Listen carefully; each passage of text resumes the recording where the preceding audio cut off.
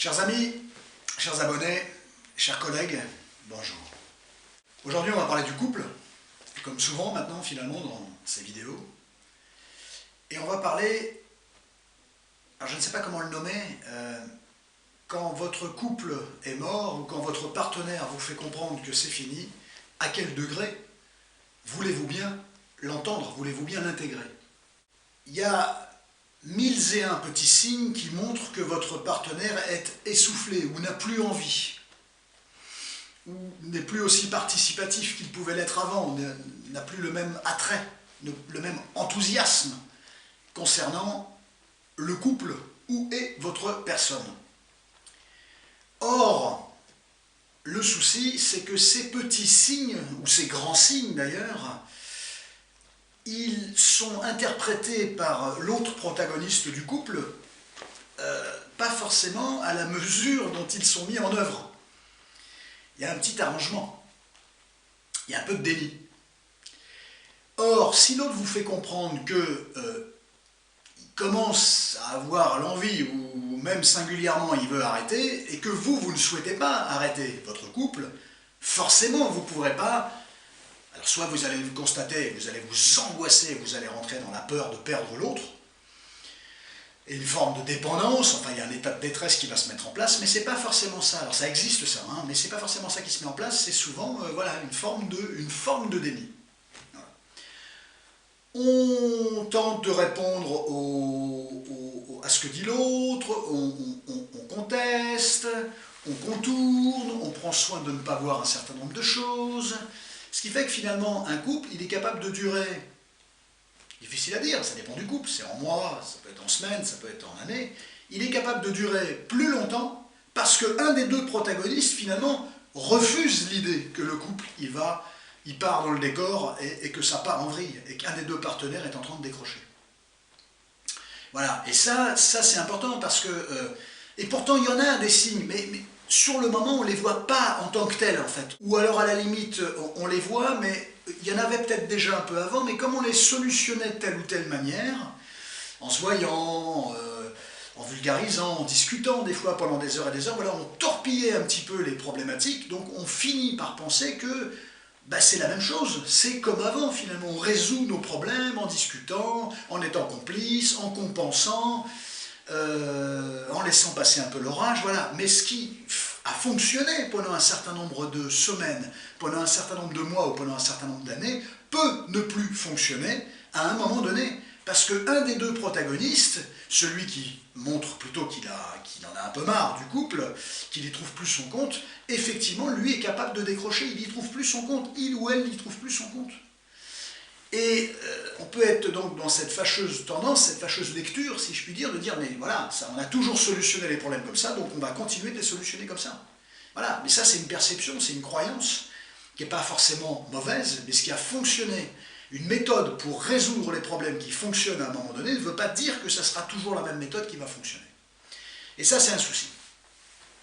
Effectivement, je ferai toute une vidéo là-dessus, peut-être qu'elle sera déjà sortie avant, mais voilà, 1001 petits signes, l'enthousiasme que l'autre vous montre, la durée des conversations téléphoniques, le nombre de SMS dans la journée, le temps de réponse entre les SMS, le contenu des SMS, est-ce qu'il y a les petits émoticônes, les petits cœurs, les petites choses comme ça, est-ce qu'il y a toujours le bonne nuit, est-ce qu'il y a toujours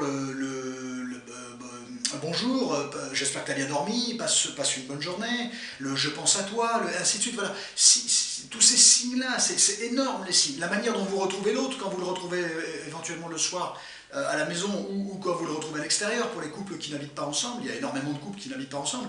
L'autre, effectivement, si vous ne le sentez pas là, il y a un problème. Et même s'il invoque des problèmes d'argent, des problèmes de tout ordre, ça ne veut pas dire que c'est ça. Mais il n'arrive pas à vous dire qu'il ne peut plus. Peut-être parce que aussi vous ne voulez pas l'entendre, vous ne pouvez pas l'entendre. C'est extrêmement compliqué ça. C'est pas parce que vous arrivez à résoudre et réparer une problématique que ça résout le problème en soi. L'autre utilisera forcément une situation pour vous faire comprendre qu'il y a tout un tas de messages. Hein. Est-ce qu'on a intérêt à rester ensemble? Est-ce que ça vaut le coup de continuer? Il y a plein de petits messages comme ça. Notre cas est désespérant. j'arrive plus à faire ci, j'arrive plus à faire ça, je suis plus dedans. Oui, il y a plein de petits, c'est pas des symboles là, hein, il y a plein de, là c'est des warnings, c'est des vrais warnings là. Hein. À quoi bon continuer certes, il peut y avoir des soubresauts de 2 ou 3 jours, ça va mieux, vous avez résolu une forme de problématique, mais vous avez, alors là, vous avez gagné 2 ou 3 jours, ou 2 ou 3 semaines, pas plus. Voilà. Et à la prochaine contrariété, l'autre, effectivement, il s'en, entre guillemets, il s'en servira, façon de parler, hein, c'est pas une stratégie, mais pour de nouveau dire que c'est compliqué, qu'il en a marre, que c'est le coup de trop, que c'est le coup de grâce, que c'est la dernière erreur, que c'est la goutte d'eau qui fait déborder le vase. C'est très intéressant. Il faut l'entendre ça, mais bien sûr que vous l'entendez avec angoisse, bien sûr que vous l'entendez avec angoisse, mais comme un problème à solutionner. Alors que ça devient pour l'autre un problème qui n'est plus solutionnable. Et ça c'est intéressant. Les prismes, c'est violent bien sûr, mais c'est intéressant le prisme d'un être humain à un autre tout simplement. Et puis pour solutionner un problème, il faut être deux. S'il n'y en a qu'un des deux qui veut solutionner le problème, ça ne marche pas, c'est pas opérant. Et au bout d'un moment, un des deux protagonistes peut ne plus avoir envie de solutionner, il ne voit plus l'issue. Et son désir n'est plus le même, et son envie de continuer n'est plus la même. Quand ça commence, au début c'est petit à petit, puis ça commence à grignoter, et quand il y a trop de complications, alors au début on les résout, on est porté par l'état amoureux, les complications, on s'en arrange, on peut s'en arranger des complications. Mais au bout d'un moment, quand l'état amoureux disparaît, au bout de 3 mois, au bout de 6 mois, oh là là, attention, la gestion des informations n'est plus la même du tout. Voilà, et ça, il suffit qu'il y en ait un qui soit un peu plus amoureux que l'autre, on n'est jamais amoureux de la même manière, lui peut encore s'en arranger, alors que l'autre ne peut déjà plus vraiment s'en arranger des problématiques, tout simplement. Et ça, c'est extrêmement compliqué. Et les complications, on peut les regarder comme porteurs, on avance, on grandit avec les complications, mais tout comme on peut les regarder comme plombantes. Et ça, c'est une histoire de prisme entre des personnes, et les caractéristiques ne sont pas les mêmes, et on est capable de regarder la même chose, mais pas du tout de la même manière. Voilà. Ça, c'est intéressant aussi de le voir. Il y a plein de gens qui sont dedans, bien évidemment, sans s'en rendre compte. Mais en fait, il y a une forme de déni.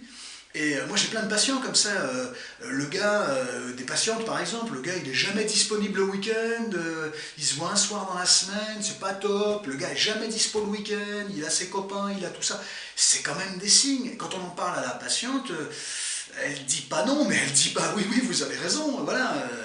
C'est pas une question d'avoir raison, c'est une question d'éveiller l'autre à une vision, à un prisme qu'il n'avait pas forcément eu quand il était tout seul avec sa réflexion, en fait, tout simplement. Personne n'a raison ni tort.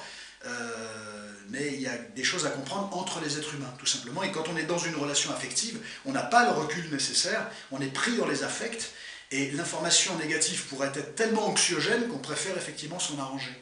Alors qu'un psy, par exemple, qui est neutre, pour lui, c'est plus facile, façon de parler, bien sûr, de capter qu'il y a quelque chose qui ne fonctionne pas et d'éveiller éventuellement le patient là-dessus. Non pas pour dire attention, c'est mort, c'est vigilance.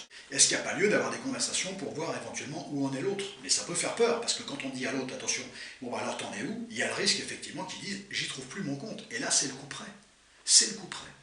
Et ça, c'était important qu'on fasse un topo là-dessus, parce que c'est un vrai sujet pour les couples, quels qu'ils soient, quelques semaines ensemble, quelques mois ensemble, quelques années ensemble, enfin quelques années, qu'ils habitent ensemble ou pas, il y a 1001 petits signes qui ne trompent pas, mais est-ce qu'on les voit? Est-ce qu'on les prend en considération? Est-ce qu'on s'en arrange? Et la réponse est oui.